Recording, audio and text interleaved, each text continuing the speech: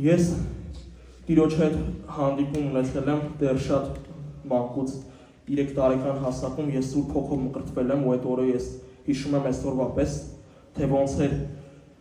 պապան աղոթում մեծ եղբորս ու քրոջս համար, որ Սուրբ Հոգով մկրտվեին ու ես այդ կողքից սկսեցի լեզուներով աղոթել, այդ օրը իմ մեջ տպավորված է, դաջված է իմ սրտում այդ օրը Սուրբ Հոգու հետ հանդիպումը։ Ունեցել եմ մկրտություն 16 տարեկանում, ջրով մկրտվել եմ։ Ունեցել եմ հստակ որոշում 18 տարեկանում, որ պետք է իմ բոլոր կապերը կտրեմ աշխարհի հետ ու մենակ ծառայեմ Աստծուն։ Ես աշխարհում ձեռքբերումներ չեմ համարում, որ ունեցել եմ, որովհետև ինչ էլ տեսել եմ ունայնության ոնց որ Սողոմոն իմաստունն ասում։ Ու ես իմ կյանքի մեջ ինչ որ տեսել եմ, ինչ անհարմար իրավիճակի մեջ որ եղել եմ, ամաչել եմ դրանից, եղել եմ շատ իրավիճակների մեջ, որ ես ամաչել եմ եկեղեցի գամ, բայց չեմ արել այդ, որովհետև միշտ Սուրբ Հոգուց հանդիմանություն եմ ունեցել, որ բժշկությունը եկեղեցում ցանկացած իրավիճակում, որ դու լինում ես, մեղքի մեջ կամ չգիտեմ ինչ-որ տկարության մեջ, եկեղեցուց փախնելը այդ հիմարություն է դիտարկվում, որովհետև բժշկությունը միաբանության մեջ է, եկեղեցու մեջ է։ Ես 21 տարեկան եմ ու այն գաղտնիքներից մեկը, որ այստեղ կանգնած եմ հաստատում, ինձ թվում է այնն է եղել, որ իմ կյանքի բոլոր օրերում եղել եմ եկեղեցում, տկարությանս մեջ, իմ ամոթ գործերից մեջ եկել եմ եկեղեցի ու շուտ վերականգնվել եմ, շուտ Տերը ինձ ընդունել է, ազատագրել է ու չի եղել թե ժամանակահատված, որ ես հեռու ապրեմ եկեղեցուց։ Ու ես ուրախ եմ, որ ունեցել եմ դաստիարակություն, այնպիսի դաստիարակություն, որ հայրս է ինձ տվել։ Շատ հիմար տարիքում ունեցել եմ իմաստուն խորհրդատու։ Ես տիրոջ ձայնն եմ լսել 18 տարեկանում կամ 17 կամ 12-րդ դասարանում ունեցել եմ տիրոջից հստակ ձայն, որը ինձ ասել է, որ քո ապագան պետքա տնօրինեմ ես ու դու պետքա չսովորես ուսումնական հաստատություններում,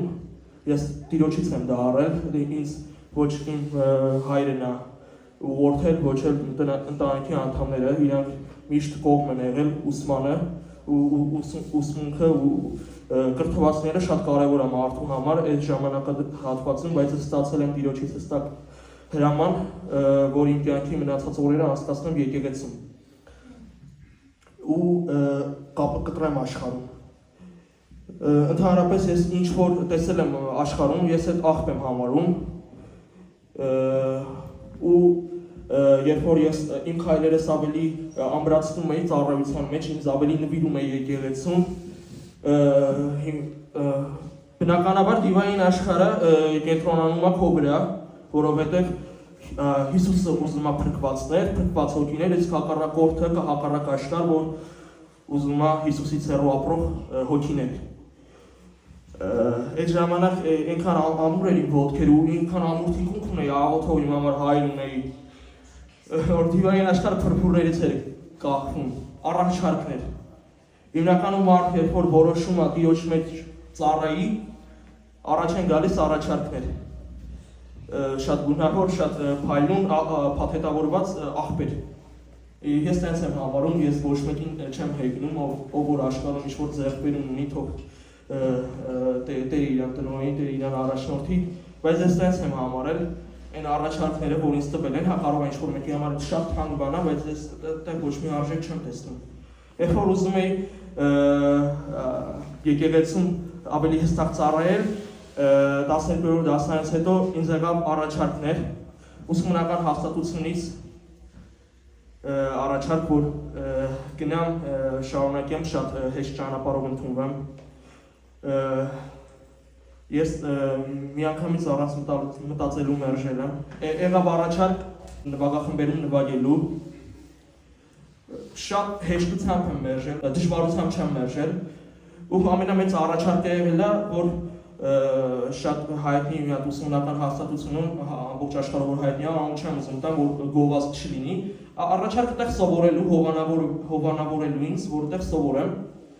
Ես առանց մամային, պապային ասելու ինձ այդ առաջարկ արել է հոգևոր անձնավորություն,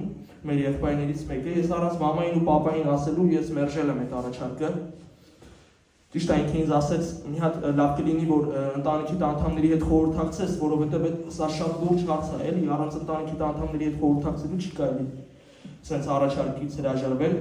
բայց ես այնքան հստակ էի Տիրոջ ձայնը լսել, որ դու պետք է լինես եկեղեցում, դու պետք է ծառայես ինձ, որ ես չէի կարող Տիրոջ խոսքին հակառակ գնալ, անգամ այդ առաջարկի մասին մտածել։ Ու մի խոսքով, այդ ամեն ինչից հետո եղավ իմ քայլերի եկեղեցում։ Ես այդ հանդիպումից հետո Տիրոջ հետ, որ այդ հստակ ձայնը լսեցի, ես շեշտեցի, որ շատ փոքր տարիքից ես զգացել եմ Տիրոջ ներկայությունը, Հիսուսի սերը, բայց իմ ամենա ասենք հաստատուն որոշումը եղել է այդ տարիքում,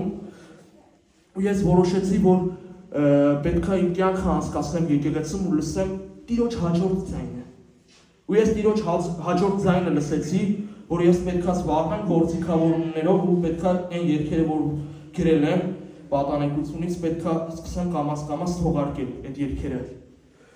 Ու շատ արագ Տերը ինձ իմաստություն տվեց, գիտեք, որ աշկերի հետ խնդիր ունեմ, սովորելու հետ կապված կարող է ինչ-որ հարցերում թերանամ, կամ ասենք ինչ-որ մեկը, որ ինչ-որ բան սովորում է մի ժամում, ես այդ սովորեմ 10 ժամում, որովհետև ավելի դանդաղ կկարդամ, ավելի մոտիկից գնայեմ, բայց Տերը ինձ իմաստություն տվեց, ես զգացել եմ ոնց է Տերը ինձ իմաստություն տալի, ու ես այդ իմաստությունը կիրառում եմ իր փառքի համար։ Ես ինչ չեմ համարում տաղանդավոր, ինչ չեմ համարում ինչ-որ մեկը, որ ինչ-որ շատ բան գիտի։ Ես ինչ գիտեմ, Տիրոջով գիտեմ, որովհետև Տերը Սուրբ Հոգին ինձ ձայնը լսում եմ, ես անգամ երգերը գրելու մեջ ես այդ ջանք չեմ կիրառում, ես զգում եմ ոնց է Սուրբ Հոգին երգը տալիս ինձ։ Ու ես սկսեցի այդ երգերը թողարկել, ու ես հավատում եմ, որ այդ երգերը ոչ թե կլինեն հայտնի հոգևոր աշխարհում, այլ հավատում եմ, որ այդ երգերը մարդիկ պետք է լսեն ու ապաշխարեն Հիսուսին Տեր ու Փրկիչ ընդունեն։ Ես երբ որ հոգևոր երգը երգում եմ, ես ուզում եմ, որ այդ լսի աշխարհիկ մեկը։ Տիրոջից հաջորդ հրամանն եմ ստացել, ավետարանել իր խոսքը, իր արքայության խոսքը։ Ես ունեմ ավետարանիչ հայր, որ շատերի փրկության պատճառն է դառել։